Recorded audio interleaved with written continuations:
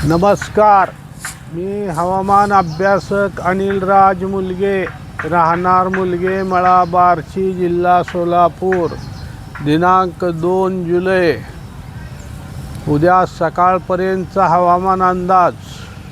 मित्रांनो, मी 7 महिन्यापूर्वी अंदाजातून सांगितले होते की जून महिन्याच्या शेवटच्या आठवड्यात व जुलै महिन्याच्या पहिल्या आठवड्यात राज्यात भाग बदलत चांगल्या पावसाची शक्यता राहील असे सांगितले होते व जूनमध्ये परत एकदा यासंबंधी माहिती दिली होती. त्याप्रमाणे सध्या आपण पाऊस पडत असलेला पाहत आहातच. ज्यावेळेस मी जून महिन्यात सांगत होतो त्यावेळेस काही जण दुष्काळ स्थिती राहील असे सांगत होते. दिनांक 18 जून रोजी उपग्रहाच्या फोटोद्वारे अरबी समुद्रातील ढग गायब झाले असे दाखविले जात होते, परंतु मी माझ्या अंदाजावर ठाम होतो. तसेच मी सांगितल्याप्रमाणे दिनांक 21 जूनपासून कोकण व मुंबई विभागाकडून पावसास सुरुवात झाली व सध्या तो भाग बदलत पाऊस पडत आहे. सदर आपण ही गोष्ट विसरला असाल म्हणून आठवण करून देत आहे. तसेच महत्त्वाचे, पुणे, सातारा, कोल्हापूर, बेळगाव या जिल्ह्यांचा पश्चिम भाग सोडून राहिलेल्या इतर भागात, तसेच सांगली, सोलापूर, तसेच अहिल्यानगरचा उत्तर भाग सोडून राहिलेल्या इतर भागात, तसेच बीड जिल्ह्याचा उत्तर व पूर्व भाग सोडून राहिलेल्या इतर भागात, तसेच धाराशिव तसेच लातूर जिल्ह्याचा उत्तर व पूर्व भाग सोडून राहिलेल्या इतर भागात, या दिलेल्या जिल्ह्यात किंवा दिलेल्या भागात पुढील बरेच दिवस, अंदाजे 10 ते 12 दिवस पाऊसमान कमी राहणार असून स्थानिक वातावरणानुसारच पावसाची शक्यता राहील.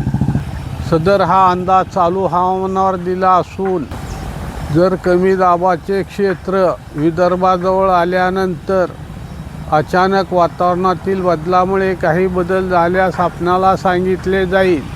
हा अंदाज सांगण्यामागचे मुख्य कारण, या दिलेल्या विभागातील शेतकरी बंधूंनी जर आपल्या भागात 75 ते 100 मिलीमीटर पाऊस पडला तरच त्या भागात पेरणी करावी. जर कमी पावसावर पेरणी केली तर दुबार पेरणीचे संकट उभारू शकते. शेवटी पेरणीचा निर्णय आपण आपल्या स्थानिक पातळीवर स्वतः घ्यावा.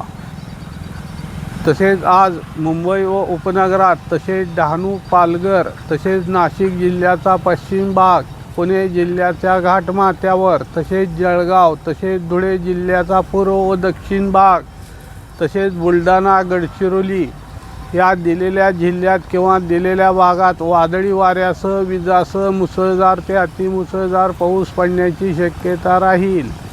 तसेच कोकणात, तसेच सातारा, कोल्हापूर यांच्या घाटमाथ्यावर, तसेच बेळगाव जिल्ह्याचा पश्चिम भागात, नंदुरबार जिल्ह्याचा पश्चिम व उत्तर भाग, तसेच अकोला, अमरावती, वर्धा, नागपूर, भंडारा, गोंदिया, चंद्रपूर, यवतमाळ, वाशिम, हिंगोली, तसेच नांदेड जिल्ह्याचा उत्तर पूर्व भाग, या दिलेल्या जिल्ह्यात किंवा दिलेल्या भागात वादळी वाऱ्यासह, विजासह मुसळधार पावसाची शक्यता राहील.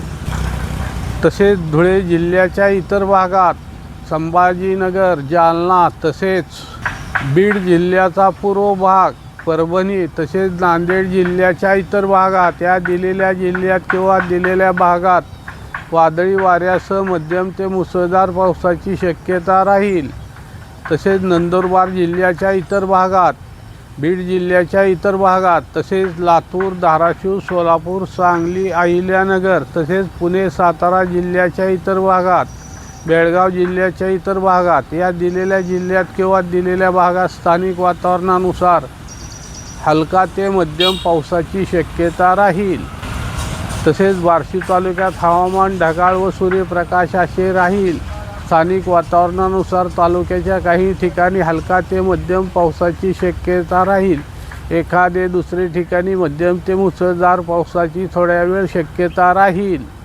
तसेच मी काल दिलेल्या अंदाजाप्रमाणे राज्यात बऱ्याच ठिकाणी अंदाजात सांगितल्याप्रमाणे पाऊस पडला आहे. सदर माझा हा व्हिडिओ आवडल्यास त्यास लाईक करा, सबस्क्राईब करा व इतरांना शेअर करा. धन्यवाद.